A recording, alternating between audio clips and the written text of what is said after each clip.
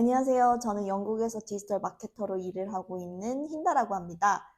거의 한 해에 하나씩 영상을 올리는 진짜 게으른 유튜버인데도 계속 봐주시는 분들, 그리고 언제 영상 올리냐고 찾아주시는 분들 너무 감사합니다. 제가 영국에 온 지 이제 한 6년이 됐는데요. 그 가장 큰 근황은 제가 이번 달에 영주권을 받는다는 거예요. 그 많던 존버의 시간을 거치고 그 영국은 5년 지나면은 영주권을 받을 수 있는데 저는 그 5년 중에 워홀 기간은 카운트가 안 되거든요. 그래서 영국에 왔을 때 첫 1년은 워홀로 있었고 나머지 5년은 취업 비자로 있게 돼서 취업 비자 5년 카운트가 되어서 이제 영주권을 받게 되었습니다. 이번에 영주권을 받게 된 김에 제 영국 생활 6년을 돌아보면은 좋을 것 같아서 이번 영상을 찍게 되었어요. 그러면 재밌게 봐주세요. 저는 영국에 오기 전에 소카에서 브랜드 마케팅 매니저로 일을 했습니다. 소카에서 일을 하는 거는 참 재밌었어요. 그때는 한국에 흔치 않았던 테슬라를 카시어링하는 마케팅도 하고 광고주의 역할로 광고 촬영장에 가서 손 모델도 하고 그리고 또 연예인들과 만나서 이렇게 인증샷도 찍고 재밌는 시간을 보냈습니다. 그런데 한국에서 시간을 보낼수록 6개월 동안 어학연수를 했던 영국이 그리워지기 시작했습니다. 그래서 퇴직금만 들고 영국에 도착했습니다. 처음에 영국에 도착했을 때는 2012년에 봤던 영국을 그대로 볼 수 있어서 너무 즐거웠어요. 그리고 처음에는 호스텔에 지내다가 처음 들어갔던 방은 싱글 침대와 책상 그리고 옷장 하나가 겨우 들어갈 싱글 룸이었습니다. 물론 쉐어하우스에서 사는 삶은 쉽지만은 않았지만요. 그렇게 2주를 놀고 나니까 돈이 벌써 다 떨어져 가더라고요. 그래서 스타벅스에서 바리스타로 일을 시작했습니다. 스타벅스에서는 참 친절하고 재밌는 사람들을 많이 만났지만 저는 항상 꿈이었던 영국에서 사무직으로 취업하는 일을 꼭 이뤄내고 싶었습니다. 그러다 한 회사의 디지털 마케터로 취업을 하게 됩니다. 처음으로 영국 사람들과 하는 직장 생활은 모든 게 신기했습니다. 이렇게 공원에서 밥도 먹고 이런 사무실 풍경도 엄청 생소했던 기억이 나요. 그렇게 취업을 했다는 즐거움을 안고 영국의 여름을 즐기기 시작합니다. 영국의 시내를 정처 없이 걷기도 하고 이렇게 술도 마시면서 즐거운 시간들을 보냈어요. 축제도 가고 그리고 전시회도 가면서 런던의 시간을 즐겼습니다. 하지만 즐거움은 생각보다 오래 가지 않더라고요. 제가 일했던 직장이 클릭 낚시 회사라는 것을 알게 되었습니다. 미국에 있다던 클라이언트는 사실 존재하지 않았고 깡통 같은 웹사이트를 여러 개 만들어서 광고 수익을 올리는 합법과 불법의 경계에 있는 회사였습니다. 이 일을 알게 된 이후로 면접을 보러 다니기 시작했어요. 운 좋게 스타트업 게임 회사의 면접 자리를 얻었지만 결국에는 합격하지 못했습니다. 그 와중에 불행은 한꺼번에 왜 몰려오는지 제가 렌트했던 방이 불법으로 서블렛을 해주는 방이라서 집에서 쫓겨나게 되었습니다. 그런데 수중에는 장기 렌트를 구하기 위한 보증금이 없어서 거의 5군데의 집을 돌아다니면서 6개월을 보내게 됩니다. 그 와중에도 영국의 여름은 계속됐습니다. 여러 힘든 일이 있었지만 저는 영국에서 정착하고 싶은 목표가 있었기 때문에 열심히 하루하루를 살아갔습니다. 그러다 보니 결국 좋은 소식이 찾아오더라고요. 그 당시 유럽에서 가장 큰 독립 에이전시인 포드리드의 에이펙 어카운트 이그제큐티브로 합격을 하게 됩니다.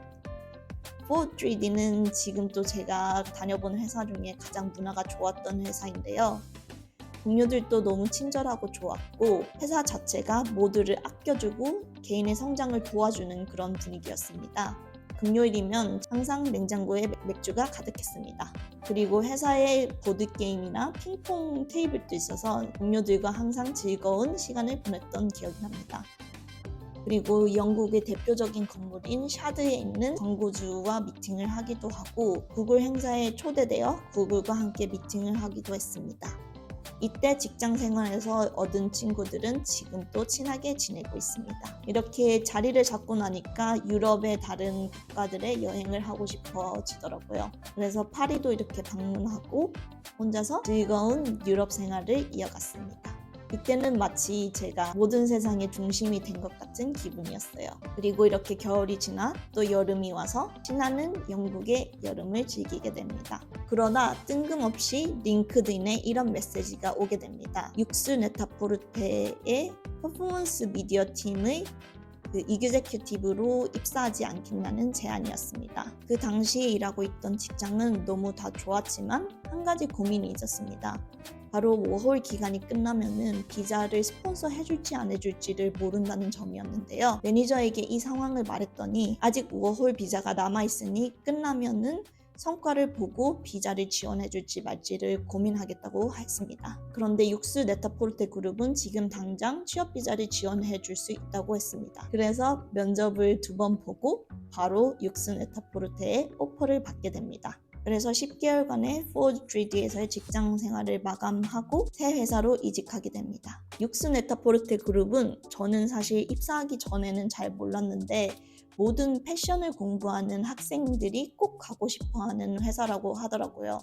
전 세계 명품 브랜드 900개를 자체 플랫폼에서 판매하고 있고 가장 좋았던 점은 입점해 있는 브랜드를 50%의 가격으로 직원 할인 받아서 구매할 수 있다는 거였습니다. 이렇게 화려한 명품 마케팅 세계에 발을 들어놓게 되었는데요. 그렇게 취업 비자를 받고 하루하루 좋은 시간을 보낸다고 생각했지만 직장 생활은 그렇게 만만치 않더라고요. 마침 팀 구조가 인하우스에서 에이전시로 끼는 상황이어서 팀 멤버 4명 중 2명은 정리해고를 해야 하는 시기가 다가왔습니다. 저는 이 직장에서 해고되면은 2개월 안에 영국을 떠야 하는 상황이었습니다. 비자가 회사에 종속되어 있기 때문이었습니다. 이렇게 힘들게 취업을 했는데도 끊임없이 경쟁을 하고 끊임없이 노력해야 한다니 마치 길을 잃은 느낌이었습니다. 그래서 의도치 않게 저에게 우울증이 찾아왔습니다. 마치 해가 뜨지 않는 심해에서 저 혼자 끊임없이 가라앉는 기분이었습니다. 이렇게 책도 읽어보고 영국의 아름다운 크리스마스를 즐기려고 노력을 해봤지만 이런 우울한 감정은 사라지지 않더라고요. 그렇게 계속 우울증 약을 먹고 있던 시점에 저에게 큰 사고가 찾아오게 됩니다.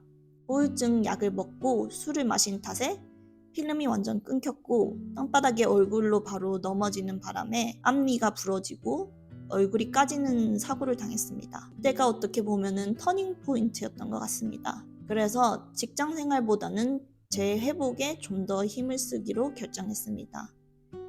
이렇게 여행을 가서 제가 가장 좋아하던 그림 앞에서 사진을 찍기도 하고 그리고 마음 수련을 위해 요가도 시작했고 제가 가장 좋아하던 조각가의 집에 가서 이렇게 작품들을 감상하기도 했습니다. 이렇게 길을 잃은 것 같은 기분은 여러 노력과 치료 그리고 약물 복용을 통해 어느새 나아지게 되었습니다.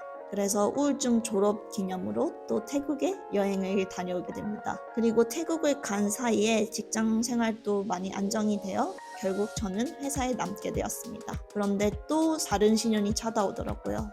바로 코로나가 터진 거였습니다.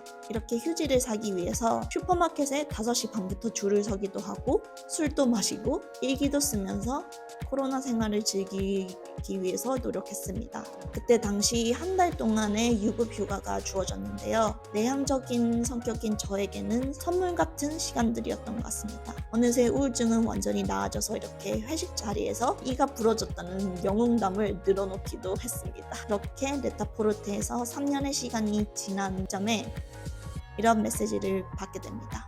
예전 회사의 클라이언트이기도 했던 럭셔리 주얼리 회사에서 글로벌 디지털 마케팅 매니저를 뽑고 있다고 CDO에게 연락이 왔습니다. 그래서 면접을 보고 이 회사에 합격하게 됩니다. 현 직장에서는 인간관계 때문에 힘들 때도 있었지만 전반적으로 봤을 때는 많은 좋은 일들이 있었던 것 같아요.